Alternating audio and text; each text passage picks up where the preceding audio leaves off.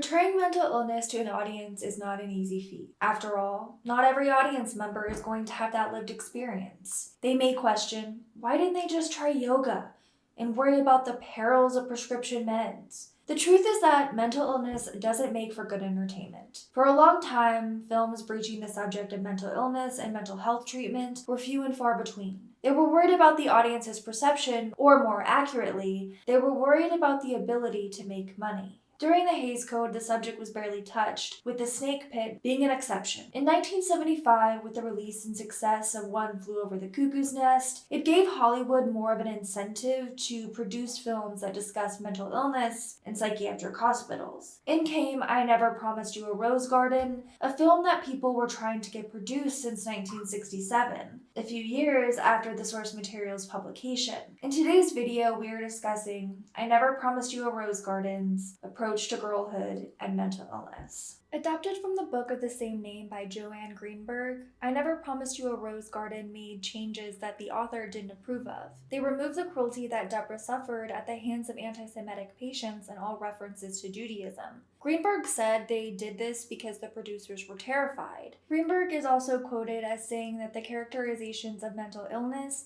stink on ice. I was not particularly familiar with this term, stink on ice. It means it sucks, basically. And I don't necessarily agree, but I do have problems with the way mental illness is often portrayed in film and television because it's obviously done to often add to the entertainment value. So there is a lot more dramatics behind it. And of course, things can get really dramatic and there is danger involved. There's a lot of different things involved. But when you're also in a situation like you're gonna have people who are being put on these different medications, trying new medications, there's gonna be a lot of zoning out, not talking, and that can get boring. So they basically tried to movie it up a bit, which is a really big problem. I would say here there are certain problems that I do have in regards to the way it is depicted, but I can understand the reasoning that they had for pulling back on some of the anti-Semitic abuse. After all, there is already several abuses of power in the film, and it is easier to portray multiple struggles in a book than it is to do that in a film, and if they do it in a film, it can sometimes seem oversaturated. There are occurrences in the film, however, where they could have added and switched to anti-Semitic taunts in order to have more resemblance to the source material. Also, honestly, deal with Judaism. Abuses of power and abuses from other patients is not an anomaly in hospitals. It is a consistent problem, and some of those abuses are based in prejudice. It could have helped to tell a more truthful experience if they had adapted the abuses Deborah faced as a result of her being Jewish. There are moments, however, where patients cause some form of harm to each other, but it is not the main focus of the film, and the harm that Deborah does to herself, as well as the harm other patients do to themselves, and the harm that Todd does to the patients makes most of the focus. Now, Todd is an orderly, I believe, in this film, and God, that guy is an absolute asshole. I can understand why certain things were made and can probably assume the reasoning behind it from the producer's perspectives. Terrified is probably a good way to put it. After all, producers are in it to make money most of the time, and telling a story about mental illness is probably risky enough. As for whether or not the portrayal of mental illness stank on ice, as Greenberg put it, I agree and disagree. Films' depictions of mental illness are often dramatized to be more appealing to an audience, and unfortunately, this means we are mostly going to see the exaggerated moments more often. Things are going to be magnified constantly. And it's important to remember that people live with mental illnesses, whether they are diagnosed with the same disorder or not, is different. Everyone's experiences with that are different. And a person's symptoms, experiences, reactions to medication, and among other things, are different. That can be difficult to come across in a film, television series, and even a book, though a book you're able to see things from a different perspective and really go into that inner world. I Promised You a Rose Garden centers on 17-year-old Deborah, who, following a attempt on her own life, is sent to a psychiatric hospital. And at the start, she is in the back seat while her parents are driving her there. Her mother is definitely the more empathetic of the two. We don't get to see a lot of the mom and dad. We do get to see them in two separate times, but we really get this sense that her dad doesn't really believe in all this, where her mother is a lot more empathetic and just generally more understanding of the situation as it is. Deborah's inner world is known as the Kingdom of Ur, and this is where she retreats. And so her both auditory and visual hallucinations have really are being used very much as a crutch for her. It's how she copes with the stresses, and we get to learn a little bit more going forward what may have caused this, or at least contributed to the specifics of her disorder. It doesn't specifically say that she suffers from schizophrenia, though there are many signs that this is probably what she does have, or at least has been diagnosed with, as she does have both auditory and visual hallucinations. And it's just the way they refer to her psychosis gives off that this is most likely schizophrenia. The people in her world appear nomadic and ritualistic, and in the novel, the landscape starts as very ethereal, while in the movie it just always seems like a desert wasteland of sorts. While Deborah waits in the lobby, we begin hearing the sounds that Deborah hears before anything appears. Those that come from Ur can be both seen and heard by Deborah before she enters the kingdom. While Deborah realizes that Ur is not real, she still struggles to distinguish between her dreams and reality, something that Dr. Fred attempts to help her do. When Deborah's parents leave, she is introduced to Dr. Fred. The doctor attempts to understand Deborah's inner world and her relationship to it. This is all in order to help her see the dangers in the world. As time progresses, we get better understanding of Deborah's relationship to the Kingdom of Ur. While she finds comfort in Ur, she is also hurt there. We see a scene where she is essentially in the Kingdom of Ur and she ends up causing harm to herself there, and it's a way for her to do this, and she doesn't feel pain in the same way as maybe you and I would at this moment. In the process of her hallucination, Deborah ends up cutting herself, and we see it happening in the context of the Kingdom of Ur, and so it's done in a very ritualistic way. During a ritual, she uses a large crafted sharp object to cut herself deeply.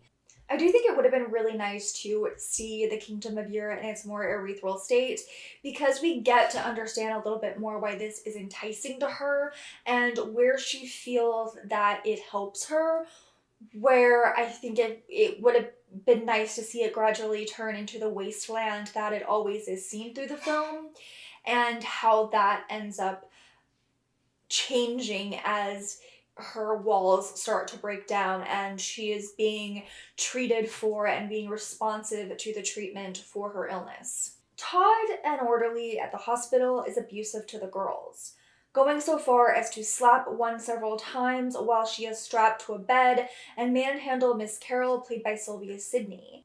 McPherson is another orderly that is far more compassionate toward the patients. He's a much more empathetic person, and it is interesting seeing how different these two are and seeing how there are both people within the system who use this as a time to essentially abuse people, to abuse them, and you've got people like McPherson who really wants to help them get better, or to at least make them comfortable while they're there.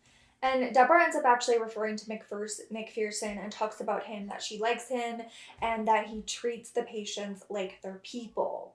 When Deborah tells Dr. Fred about the incident with Sylvia Sidney's character, Miss Carroll, she basically, Dr. Fred ends up saying that there's not really much she can do about it, that she can tell the higher-ups what happened. And Deborah ends up saying, what good is your reality if it doesn't do anything about someone like Hobbs? Todd is eventually fired when Deborah is able to get McPherson and take him to where Todd is harming Miss Carroll. Later, we learn that he did take his own life, and this is when Deborah, upset, she begins thinking that she caused this to happen. And Dr. Friend tells her that while this is a difficult situation, her feelings are a good sign. She is starting to feel empathy and generally just things outside of herself, things that she hasn't in a long time. Dr. Fry takes a 5-week-long vacation. Deborah is assigned to another doctor that she's not particularly fond of, and she wants to see her roommate's doctor, but he's all booked up at the moment, and she doesn't really vibe with this doctor, and she ends up trying, to get her to talk to him. He gives her cigarettes different time, and she ends up stealing those cigarettes, and I do like all these little connections. They do a really good job at connecting all of these moments. So even though there are certain things that I don't necessarily like about the movie, there is a lot of really good moments that tie everything together and that really focus in on Deborah's relationship to the Kingdom of Ur, to different objects and things that are in her vicinity, which is something that I think is really good when the subject of mental illness comes up, whether it is a really big part of the film or script, and whether it is a smaller part of it, the relationship that one has to their surroundings and the objects in it can really make everything, really streamline everything. During that time, her roommate and closest confidant at the hospital is being released to another hospital before eventually transitioning out of the hospital altogether. One night at a party, Deborah is taken to the bathroom by a nurse. She takes out cigarettes from a hiding place and smokes it before she begins burning herself. She is noticeably in pain, eventually showing excitement at the pain she is feeling. After Dr. Fred's return, Deborah begins showing greater improvement. She spends time outside the hospital with her former roommate, and she is friendly towards other people and just a much brighter and social person altogether. Eventually, Deborah is able to say goodbye to the Kingdom of Ur. I Never Promised You a Rose Garden, but I do have my reservations about it, which anytime there's a film or you're watching a television show and they're dealing with mental illness in general or a specific mental illness, I do have my reservations about it because it really depends on a lot of things. It depends on personal experience. It depends on the script itself as well as the execution of the script. And there were a lot of things missing in I Never Promised You a Rose Garden that I believe would have been really important. And as I had mentioned, they don't deal with necessarily how Deborah came to this point. There is a part where they discuss her having had cancer and dealing with that cancer and kind of her father's response to it.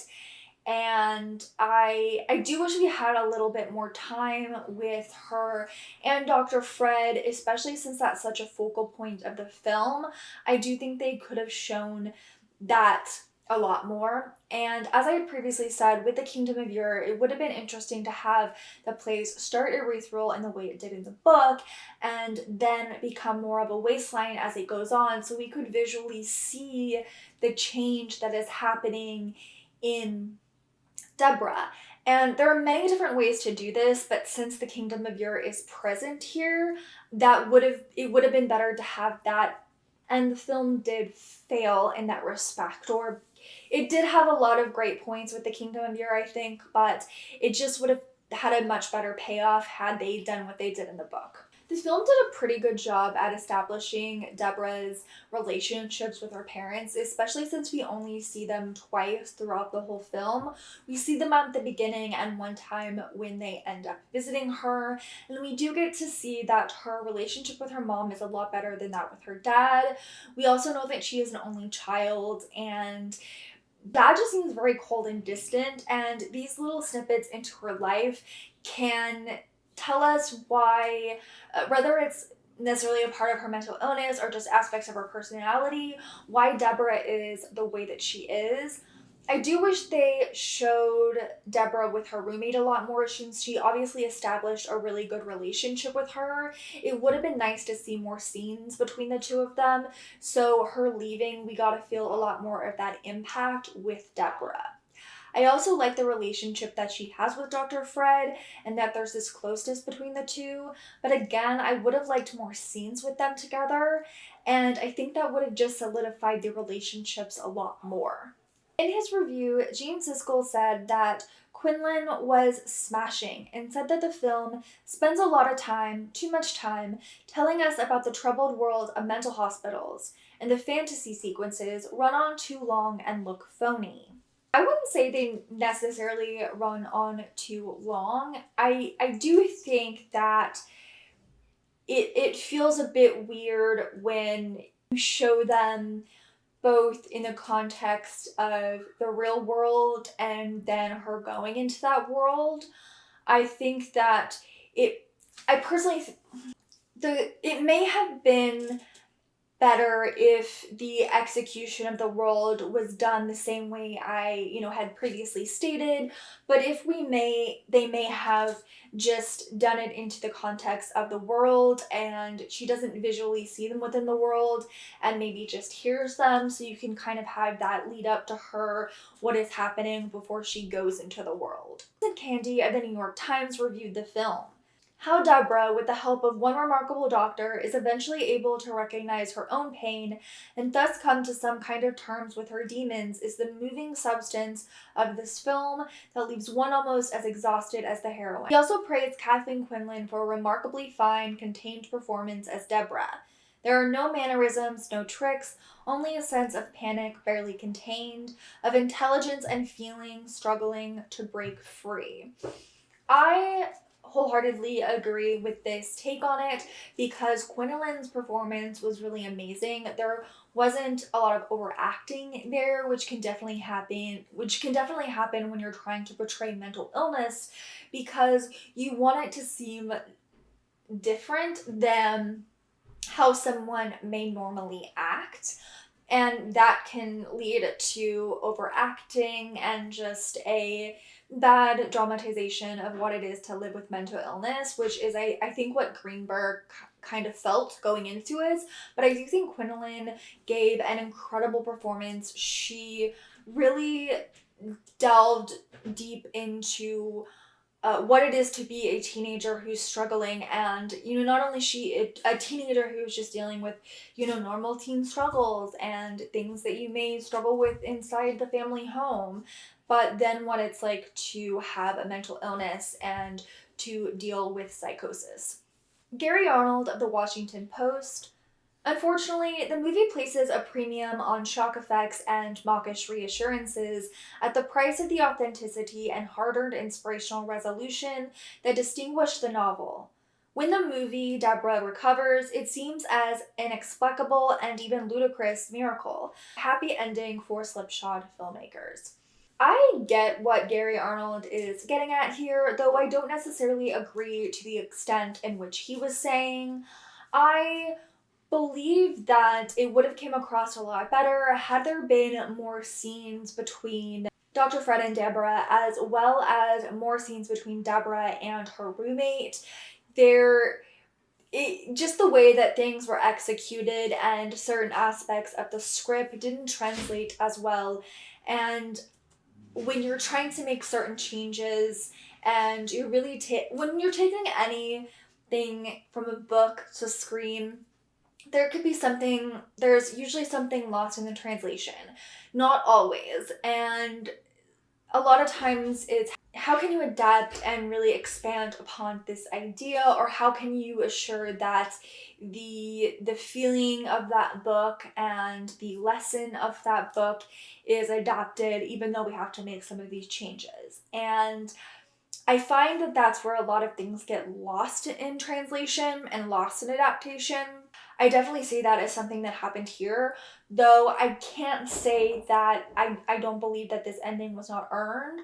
I do think it could have been executed a lot better, but I do like how, like the part where she starts feeling pain and the part where she felt empathy towards Todd, even though she obviously hated this guy, but she had that empathy. And it goes to show kind of what something like schizophrenia or mental illness as a whole, how it can steal from us and truly take our feelings away. And it's not something to be glamorized or romanticized, and it truly is painful in that it can take away some things that we take for granted, physical pain being one of them. Is I Never Promised You a Rose Garden a perfect movie? No, and neither is its depiction of mental illness. The movie does have something to offer its audience. A glimpse into the inner world of a teenager whose trauma has manifested itself into its own kingdom. Deborah is experiencing some of the worst parts of life, and while she does so, she is also experiencing the transitions of teenhood and life as a new adult. Rose Garden shows the struggle in letting go of trauma and saying goodbye to the coping mechanisms you used to deal. For Deborah, that is saying goodbye to the kingdom of Europe. I hope you enjoyed my thoughts on I Never Promised You a Rose Garden and its depiction of mental illness and teenhood and girlhood. And if you have not seen it and you still wish to see it, I have where you can watch that in the description box below.